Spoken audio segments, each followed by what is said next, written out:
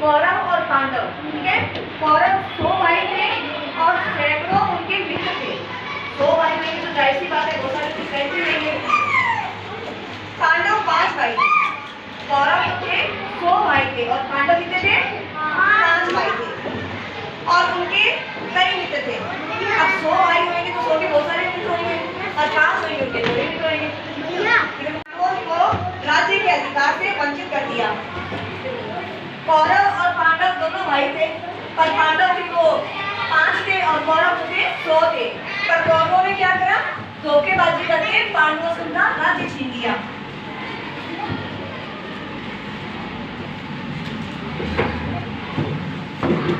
और कई बार उनकी हत्या करने का यानी उनको मारने की भी कोशिश की। अंत में उनके बीच युद्ध की घोषणा हो गई। तो कहते अब तो लड़ाई करनी पड़ेगी, बहुत टाइम हो गया, सुधरते तो ये है नहीं, इनके साथ तो लड़ाई करनी पड़ेगी। तो क्या युद्ध की घोषणा कर दी। कैसा युद्ध था?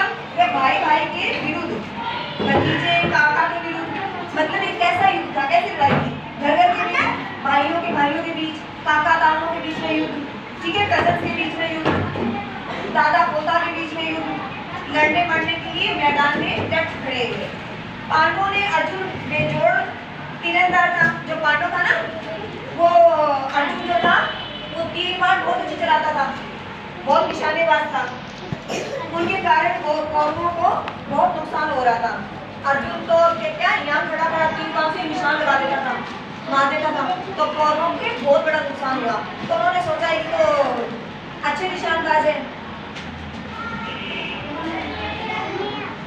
तो उन्होंने अर्जुन को मारने की एक योजना बनाई। मैदान में दूरदर्शी दिशा की ओर अकेले लड़ने को जाना पड़ा।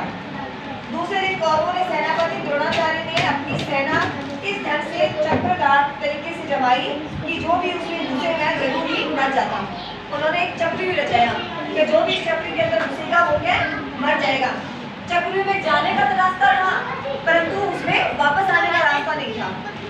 तो उन्होंने क्या करा? अर्जुन के लिए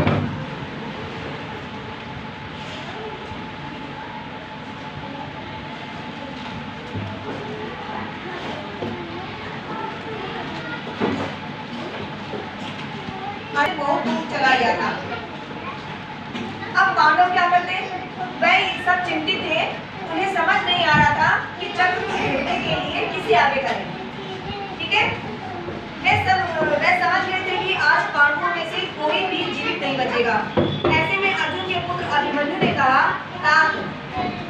आप लोग चिंता ना करें, चक्रव्यूह को भेजने की विद्या मुझे भी आती है।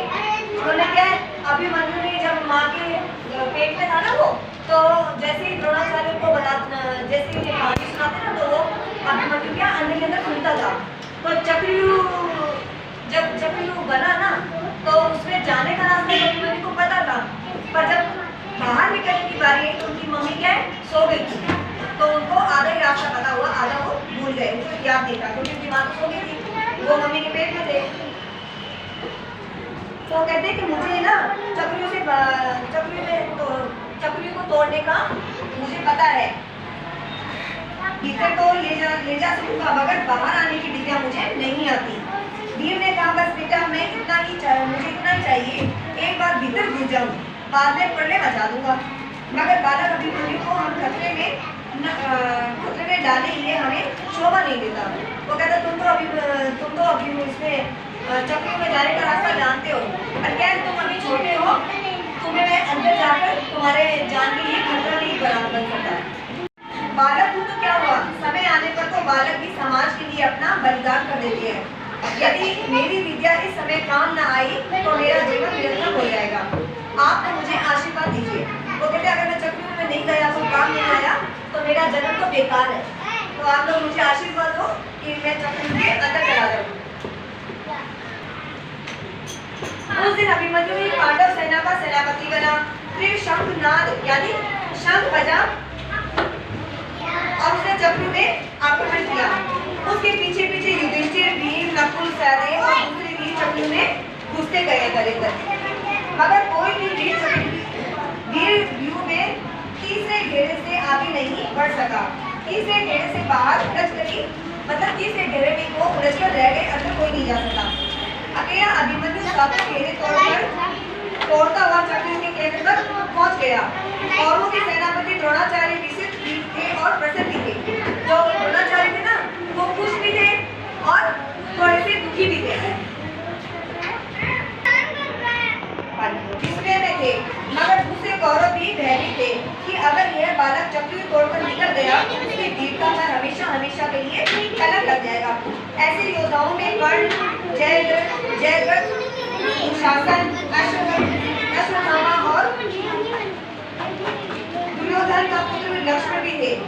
उन्होंने प्रण किया कि चाहे जैसे भी हो अभिमन्यु को चक्रव्यूह से बाहर नहीं आने देना है। वो देखो ऐसे नहीं करता था, है ना? ऐसे नहीं करता था अभिमन्यु और अर्जुन। ये देखो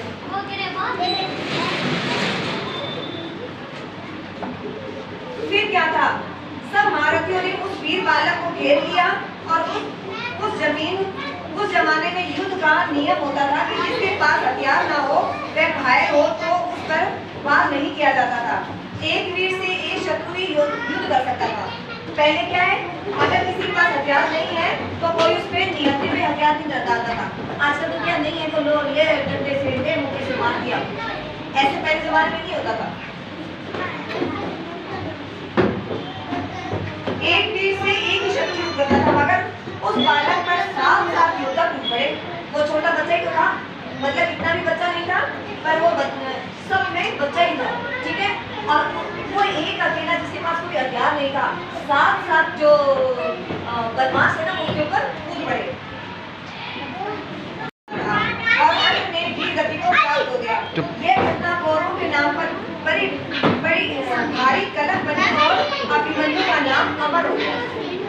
ये तो कैसे उसको वीर शत्रु ने चक्रव्यूह के अंदर फंसा कर कैसे मार दिया उसको, है ना? ये देखो कैसे उसको मार दिया।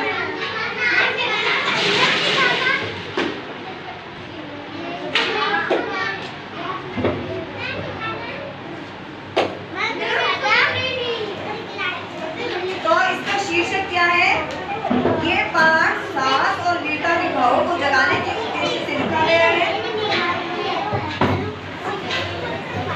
और उत्तर वातावरण का उत्तर करने का प्रयास किया गया है, ठीक है।